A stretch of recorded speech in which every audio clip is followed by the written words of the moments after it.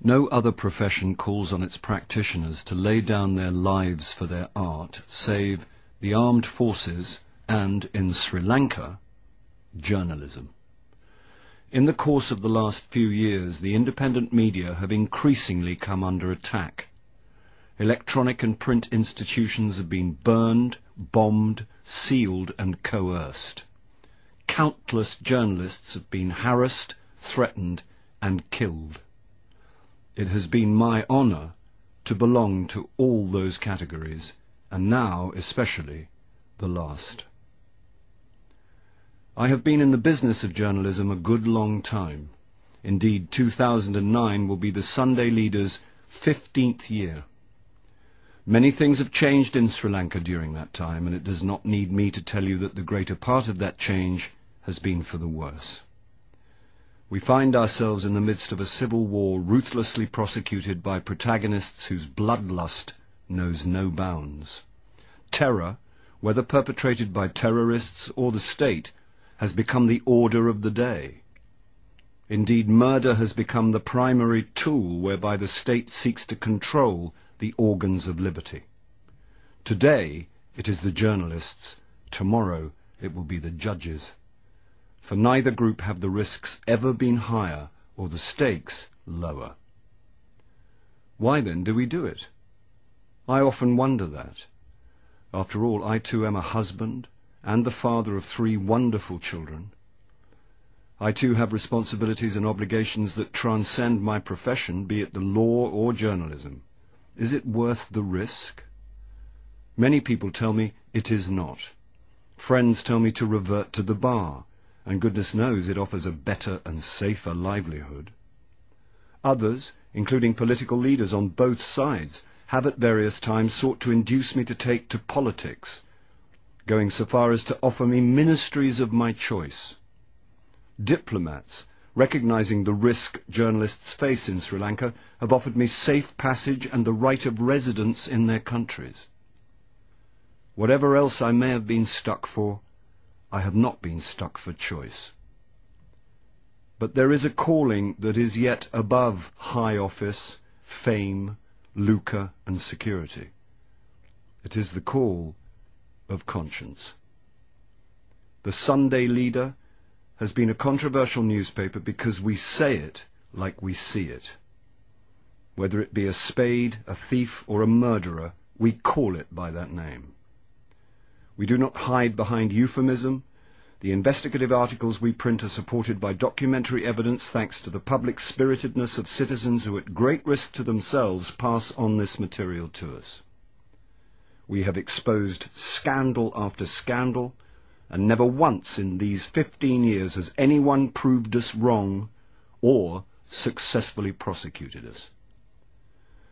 The free media serve as a mirror in which the public can see itself without mascara and styling gel. From us you learn the state of your nation, and especially its management by the people you elected to give your children a better future. Sometimes the image you see in that mirror is not a pleasant one. But while you may grumble in the privacy of your armchair, the journalists who hold the mirror up to you do so publicly and at great risk to themselves. That is our calling, and we do not shirk it. The Sunday Leader has never sought safety by unquestioningly articulating the majority view. Let's face it, that is the way to sell newspapers. On the contrary, as our opinion pieces over the years amply demonstrate, we often voice ideas that many people find distasteful. For instance, we have consistently espoused the view that while separatist terrorism must be eradicated, it is more important to address the root causes of terrorism and urge government to view Sri Lanka's ethnic strife in the context of history and not through the telescope of terrorism. We have also agitated against state terrorism in the so-called war against terror, and made no secret of our horror that Sri Lanka is the only country in the world routinely to bomb its own citizens. For these views we have been labelled traitors, and if this be treachery, we wear that label proudly. Many people suspect that the Sunday leader has a political agenda. It does not. If we appear more critical of the government than of the opposition, it is only because we believe that, excuse cricketing argot, there is no point in bowling to the fielding side. Remember that for the few years of our existence in which the United National Party was in office, we proved to be the biggest thorn in its flesh, exposing excess and corruption wherever it occurred. Indeed, the stream of embarrassing expositions we published may well have served to precipitate the downfall of that government. Neither should our distaste for the war be interpreted to mean that we support the Tamil Tigers. The LTTE is among the most ruthless and bloodthirsty organizations to have infested the planet. There is no gainsaying that it must be eradicated. But to do so by violating the rights of Tamil citizens, bombing and shooting mercilessly, is not only wrong, but shames the Sinhalese, whose claim to be the custodians of Buddhist teaching is forever called into question by this savagery, much of it unknown to the public because of censorship.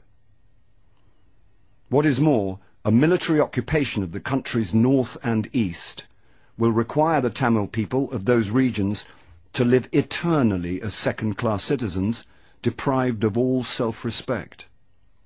Do not imagine you can placate them by showering development and reconstruction on them in the post-war era. The wounds of war will scar them forever, and you will have an even more bitter and hateful diaspora to contend with. A problem amenable to a political solution will thus become a festering wound that will yield strife for all eternity. If I seem angry and frustrated, it is only because most of my compatriots and all the government cannot see this writing so plainly on the wall. It is well known that I was on 2 occasions brutally assaulted, while on another my house was sprayed with machine gun fire. Despite the government's sanctimonious assurances, there was never a serious police inquiry into the perpetrators of these attacks, and the attackers were never apprehended. In all these cases, I have reason to believe that the attacks were inspired by the government. When finally I am killed, it will be the government that kills me.